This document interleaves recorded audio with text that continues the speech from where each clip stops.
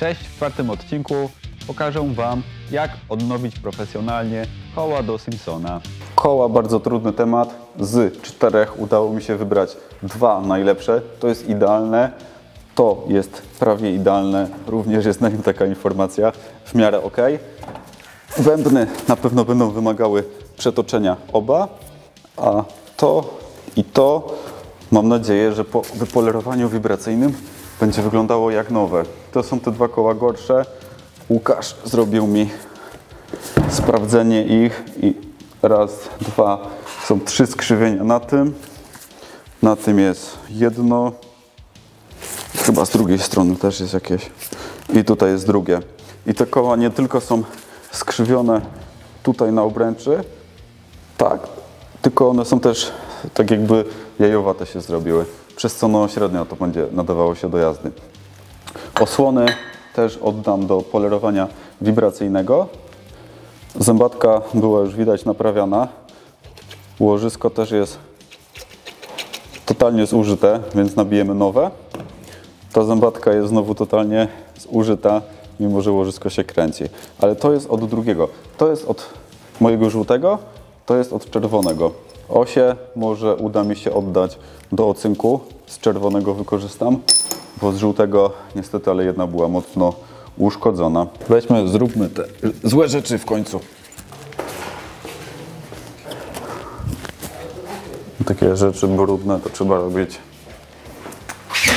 w warsztacie przeznaczonym do tego.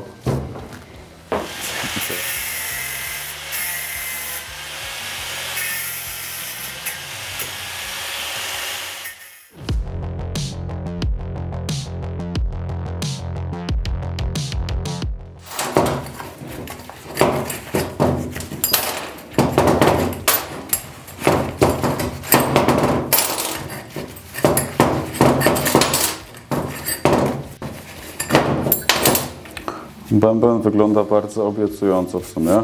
No jest oczywiście brudny. Przeczyścimy go benzyną z tego dziadostwa.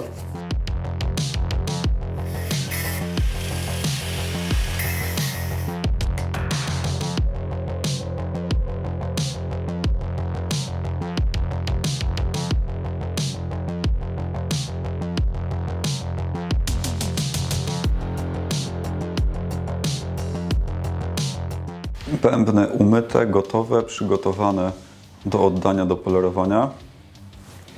Pokażę Wam, jak to wygląda. Ten jest trochę w gorszym stanie.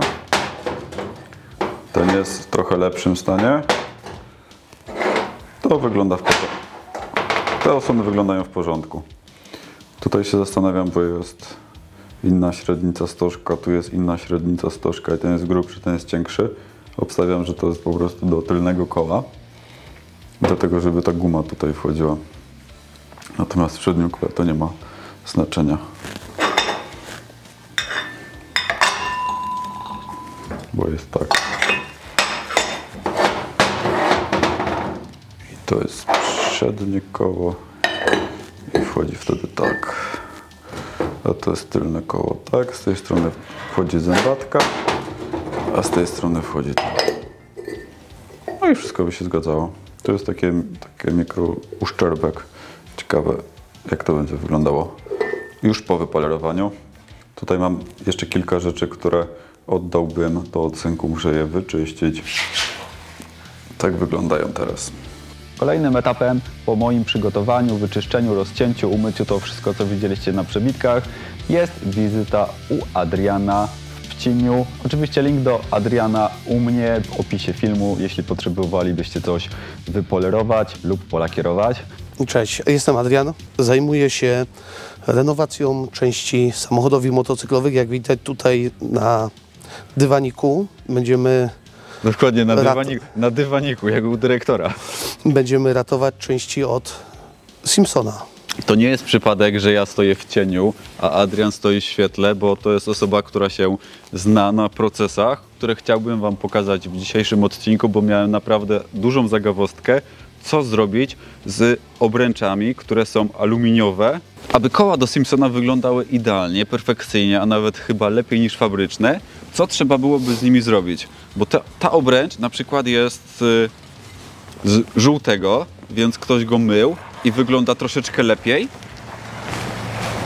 aniżeli ta, która była w czerwonym i prawdopodobnie jej chyba nigdy nikt nie mył. Jaka jest kolejność, od czego trzeba zacząć? Pierwszym etapem będzie proces szkiełkowania, żeby usunąć po prostu oksydę z aluminium.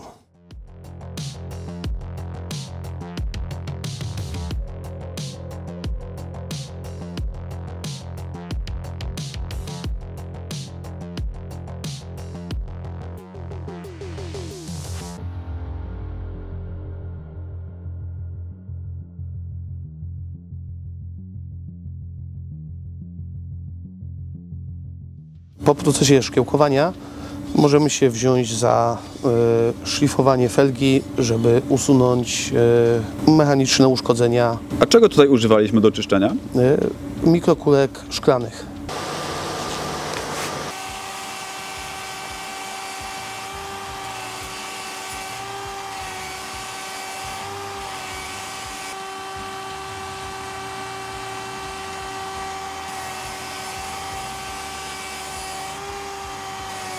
Jeśli ktoś to w ogóle ogląda, to byłoby fajnie, żebyście napisali w komentarzu, do czego jest ta felga i jaki ma rozmiar. Więc jeśli wiecie, z czego są te koła, to napiszcie w komentarzu, no bo te są z bardzo grubego samochodu, bym powiedział. I teraz wyszło nam strasznie dużo tutaj czarnych kropek. Co to jest? To jest oksyda, czyli korozja aluminium. I co trzeba teraz zrobić, żeby się tego pozbyć? No tylko szlifować, ale żeby nie przeszlifować. Bo jeśli byśmy to wrzucili teraz do polerki, to nam uwydatni jeszcze te otworki, tak? Tak. O matko, to faktycznie ta felga wyglądała na to, że nie trzeba dużo pracy, ale tu trzeba bardzo dużo pracy, żeby to zrobić idealnie. No niestety Czyli sam proces przygotowawczy bardzo dużo zajmuje, zanim wrzucimy już do maszyny. Dominik zwrócił się tutaj do mnie, ponieważ chciał mieć to zrobione dobrze. Zrobimy to dobrze. Jak długo trwa sam proces, jak wrzucisz to już do maszyny? Proces trzyetapowy trwa w granicach 20-25 godzin. Tutaj trochę Adrian opowie o procesie, jak wygląda takie polerowanie wibracyjne, aby uzyskać maksymalnie dobry efekt, bo mnie w sumie interesowało tylko, żeby efekt był bardzo dobry. Oczywiście polerując nie da się uzyskać efektu takiego nowości, świeżości, bo musimy mieć świadomość, że te koła są stare, no i te wrzery w aluminium są już dość duże, więc niektórych elementów niestety się nie da pozbyć, jak i również rzeczy związanych z wadą odlewniczą powstałych podczas produkcji. Obręcze wyszły bardzo ładnie. Udało się wszystkie albo 90% uszkodzeń wyciągnąć z nich. No, wyglądają lepiej niż fabryczne. Mają ogromny blask.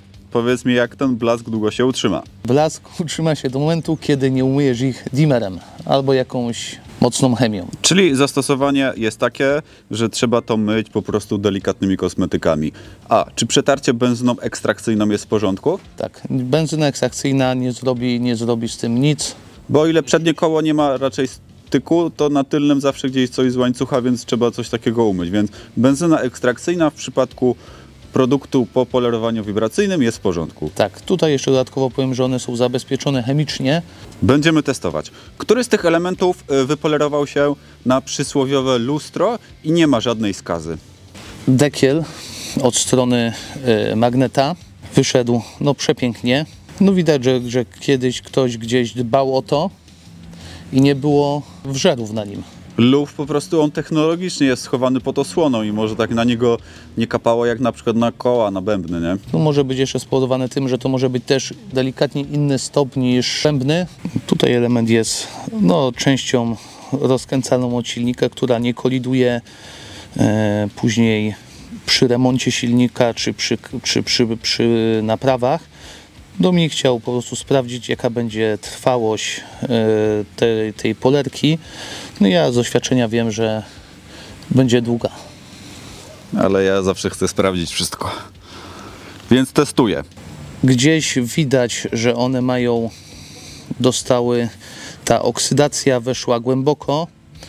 Ile się udało, tyle jest wyszlifowane. Według mnie efekt powinien być zadowalający. Też nie chcemy zrobić z tego żyletki. I teraz miejmy świadomość tego, że jeśli zajmujemy się odnawianiem starych części, to musimy brać pod uwagę grubość materiału. Jak na przykładzie całego bębna, możesz pokazać, o której powierzchni mówimy?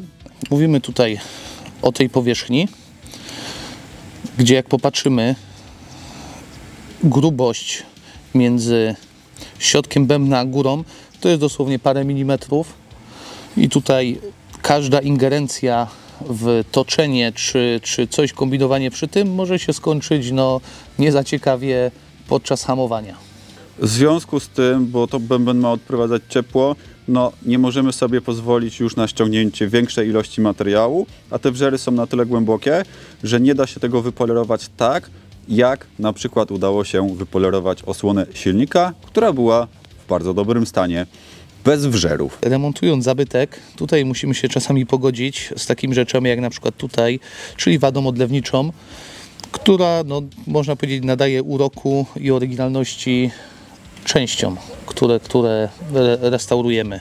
Efekt, jaki uzyskaliśmy, jest fantastyczny. Teraz zostało już tylko zaplatanie, wymiana łożysk, wycentrowanie kół. Tutaj zobaczycie wszystko na przebitkach, ponieważ już robiłem jeden odcinek przy polskiej CZ-cie, w którym pokazuję, w jaki sposób powinno się odnawiać, zaplatać koła. Jest to opisane, są wszystkie procesy.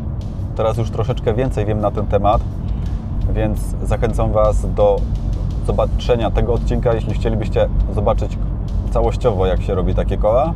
Ja pokażę to tylko i wyłącznie na przebitkach. Na początku trzeba było wymienić stare łożyska na nowe.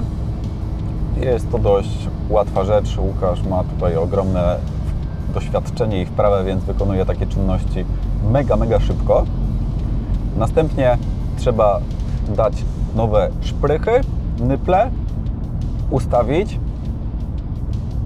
Prozaicznie proste, tak? Ale dla kogoś, kto to robi ciągle, ja może w sumie kiedyś się podejmę i spróbuję sobie zrobić jakieś koła kiedyś sam, tak w formie testów. Łukasz robi to bardzo szybko i bardzo sprawnie. Kolejny etap to centrowanie. Niestety, ale z tych 4 kół, które wybraliśmy, mimo że wybraliśmy 2 najlepsze, to jedno się wycentrowało perfekcyjnie, z drugim są jakieś małe, gdzieś tam drobne problemy, więc to idealne będzie na przodzie, to gorsze będzie na tyle. Mam nadzieję, że nie odczuję tego w trakcie jazdy. Musicie mieć tego świadomość, że robię to w pełni świadomie, czyli chciałem zachować oryginalne obręcze, oryginalne bębny, bo mogłem kupić nowe obręcze, akcesoryjne, tuningowe, ale już nie byłoby to oryginalne, a zależało mi, żeby jak najwięcej rzeczy zostawić w tym Simpsonie oryginalnych.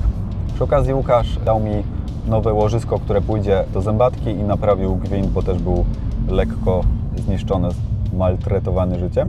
Teraz jak już mam koła, to pozostaje tylko zrobić jakiś ładny film, jakiegoś ładnego TikToka, jak wyglądają koła przed, jak wyglądają po, bo te 2, które mam do czerwonego szwalbego, to wyglądają średnio, więc będzie bardzo ładne takie tło do porównania, jak wyglądają przed i jak wyglądają po.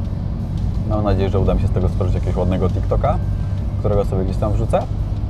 I w zasadzie możemy teraz składać już Simpsona mojego żółtego na gotowo i wkrótce będzie można nim wyjechać. Łukasz jak zawsze zachował się mega profesjonalnie, dał mi dość szybki termin. Nie musiałem długo czekać, bo wie, że trochę mi się spieszy, żeby jak najszybciej zrobić te koła i móc wyjechać Simpsonem, więc tym bardziej mu dziękuję. Jeśli potrzebowalibyście takie koła sobie zrobić, to tutaj Łukasz jest, można powiedzieć, encyklopedią i Wam wszystko powie na temat tych kół. Jak je zrobić tak, żeby były dobrze i żeby motocykl mógł jeździć, bo ja chciałem, żeby było oryginalne. Natomiast łatwiej na pewno byłoby zrobić tak, żeby kupić po prostu nowe obręcze, nowe bębny i złożyć wszystko na nowo. W tym przypadku co oryginał, to oryginał. Kupiłem sobie specjalnie tą kamerę, aby nagrywać Wam takie POV, onboardy, jak jeżdżę sobie motocyklem, bo jest to mega efekt, jeśli mam kamerę zamontowaną tutaj na brodzie, jadę sobie motocyklem i Wy widzicie, słyszycie i możecie się poczuć jak na motocyklu. Super te filmy się prezentują, więc Jeśli mielibyście gdzieś w okolicach w Krakowie jakiegoś złoma, którym mógłbym się w ten sposób przejechać, dawajcie znać, bo chętnie się przejadę i takie materiały widzę, że mają szerokie grono odbiorców. A teraz już popatrzcie, jak wygląda Simpson i prezentuje się na nowych kołach.